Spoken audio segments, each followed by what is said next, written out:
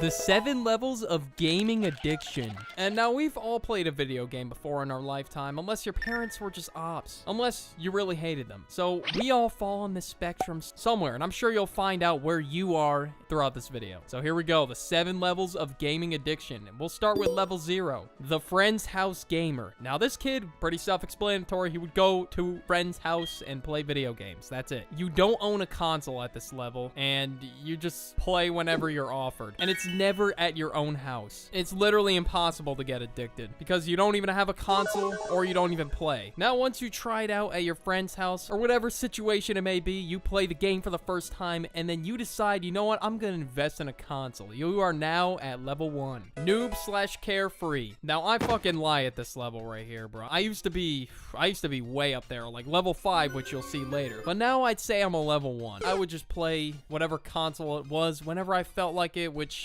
isn't really often. My first time playing was a completely different experience than it is now. I remember the very first day I was introduced to a console. So we got the Wii for my dad's birthday. This was not for my birthday. And of course, I was really confused as to what it was at first. But the fact that you could choose what you do in the game, to my little Timmy mind, that was so amazing. But in reality, yeah, no shit. You can do whatever you want with your time. But apparently, it was like endless opportunities in Mario Kart Wii for me. And once I unlocked Diddy Kong, nope. Alright, goodbye. I fell in love with playing video games. Like, me and my Wii, like, the Wii was my fucking wifey, and we were about to get married and have a ceremonial-ass wedding. Okay, anyway, I'm getting off topic. But once you play on, like, a sort of schedule, like, you start to play, I don't know, let's say, like, an hour or 2 hours, you are now on level 2. You get on with the homies fairly consistently, and now you spend a bit of time playing. It could range from, like, an hour to 2 hours, like I said. If the game has a huge skill gap, well, you're not gonna be good at it yet. You're not gonna be an absolute nerd at the fucking game or whatever it is. You know, you're pretty content with where you are in skill level. And you don't really care to improve, which honestly, you know what, it's probably better. Or else you will fall into the trap of level 3. You start to get a little bit competitive at the game. It's nice to be competitive in situations. You know, you're just gonna be a bum and get nowhere in life if you're not. And this stage, you want to get to the top. You want to beat the game. You want to get to a high rank. You have the goal in mind to catch them all in fucking Pokemon, whatever it is. Because there's something about it just gives you dopamine. Just getting these accomplishments in the video game, which honestly was, now looking back, is kind of weird. You know, I thought I'd get dopamine from accomplishing things like in real life, but I guess to me as a little Timmy, it was all about the game, collecting them Pokemon, try to unlock all the characters in Mario Kart, which is when you start to play like 2 to 3 hours a day. Now, I don't know the recommended amount or whatever it is, but I would not recommend passing this level, me personally, because some people at this level begin to rage,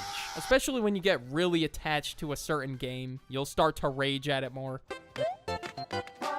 Fuck! Every time I died in Mario Bros. Wii, I would just plunge onto the couch and just start kicking my feet in the air, bro. I don't know. It was really harmless rage. But now we go on to level 4, which is where the toxicity begins. This is where some people begin to start raging. Now, if the game is a giant skill gap, it's like fucking huge. They're gonna grind, they're gonna be on that John for like a while, and they're still gonna suck. And they're gonna suck because, well, it's a huge learning curve, and I'm sure they're determined to get better at the game, so they're gonna get mad. And they're gonna keep making the same mistakes over and over again. Fuck, I blew 2 elixir again. Fuck. Oh, no, please, please, please, no, don't get the tower, no! And of course, yeah, this guy's, oh, wow, what a loser. This kid's doing his little hee-hee-ha, thinking he's all that in a fucking bag of chips because he won a game of Clash Royale. Dude, who the hell are you screaming at? I don't know. But when I started to care so much about a video game, just the rage would just begin to build up more and more. And if you have like a competitive nature like I did with the game, like you want to be the best. So some people are just gonna get bad, and I happen to be one of them. Now there were other games like shooter games. Now these set me off the fucking edge, bro. Oof. Although them John said rated M, yeah, I was not fucking mature enough to play them, Jonathan. So let me tell you. Because at level 5, you begin to become very competitive at a game. And this may cause some rage. A lot of rage. Especially those bad days where you're playing like shit. At this level, if you're not cooking at like every second of the game, it's a big deal. Now, I was heavily addicted to a few games in my time, like Fortnite and Rainbow Six Siege. It was bad. So bad. You know, all I would think about was Rainbow Six Siege and getting my rank up, or Fortnite and getting the W's or whatever it was. Those two games I specifically remember because it was my freshman year. And this for me was probably peak video game addiction. And now I was getting close to like streamer hours on the game. It was getting bad, even though I was making no funds, none. I was doing this shit for free, bro. I guess I wanted to be like the best out of my friend group. I don't even know. Like I just wanted to be the best, like no one ever was. At this stage, I wanted to be like the talk of the friend group. I don't know, because we would all be squatting up or whatever it was, playing duos. Maybe I wanted to get a high rank for bragging rights or something, like, yeah guys, I'm a platinum in Rainbow or whatever. Or I got a 70 kill win. We would all try to one up each other on the game, basically. That's how it would go. Well, for the ones who were competitive. So if you had a competitive team, if you were like playing a team game, they will get on your head if you're doing ass, which will just create even more rage and toxicity. Where's the bomb? What did you say? I can't hear you down there. On the bottom of the leaderboard. What are you doing down there? Get some fucking kills, buddy. You ain't doing shit for this team. I'll tell you where the bomb is if you get a kill. Competitive team games were crazy, bro. I'm not gonna lie. If your team composure gets fucked up, like G, bro, you're screwed. It's just gonna be rage central in that, John. No one's gonna have like that right mindset. Nothing's gonna happen. Now at level 6, we have the professional. This motherfucker either is a professional making the bread, which, you know what? I fucking respect that.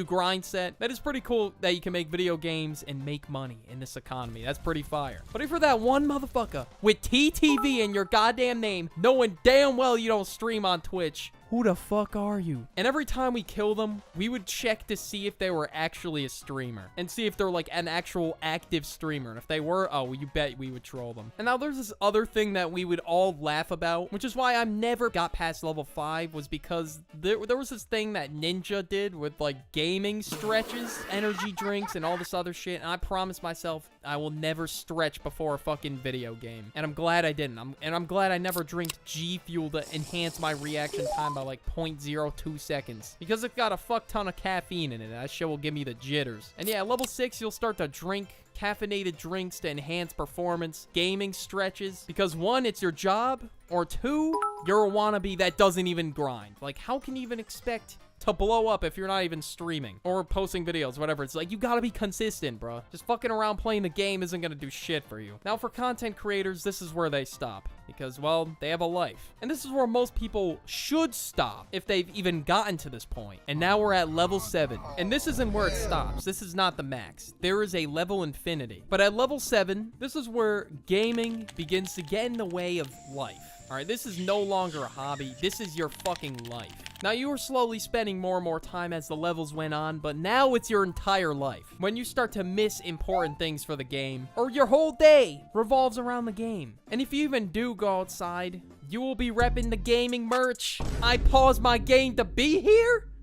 Huh? He's putting that shit on. Look at Sheldon. He's dripping. Yeah, they will have some fit on like this. And this is where the Discord moderator timing begins. They start to gain a fair amount of weight, and the pudge, they start to get some pudge in their life. And then they begin to neglect hygiene and all this other stuff for the game, so they get the maximum amount of time possible. They just throw self-care out of the window at this point. They put the game over themselves at this point. Poor sleep, poor hygiene, poor self-care at this level. But at level infinity, it gets far worse. Now, this level I'm gonna refer to as the Sam level or the Eric Cartman level. Now, these are two characters from TV shows I used to watch. I still watch South Park, but Total Drama was a classic. Now, this motherfucker Sam had a DS everywhere he went. He had that shit on him 24/7. Some motherfucker could have been getting eaten by a bear next to him. Bro will still be playing his video game, bro. And there was even one episode where he saw the goddamn universe as a digital fucking reality. And that opened my eyes a little bit, like, maybe this is a little bit more than a hobby for me. Now, at the Eric Cartman level, there was one episode in South Park.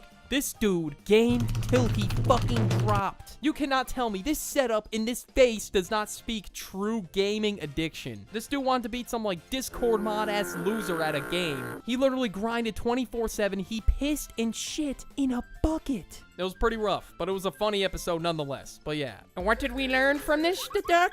Mish. Well, it's an addiction once it starts to get in the way of your life. And you get mad over the smallest shit on the game. I know you enjoyed. Click it. Go follow my Instagram and Pete the Spotify podcast. Link in description. Click the playlist. If you're a goat, click it right now.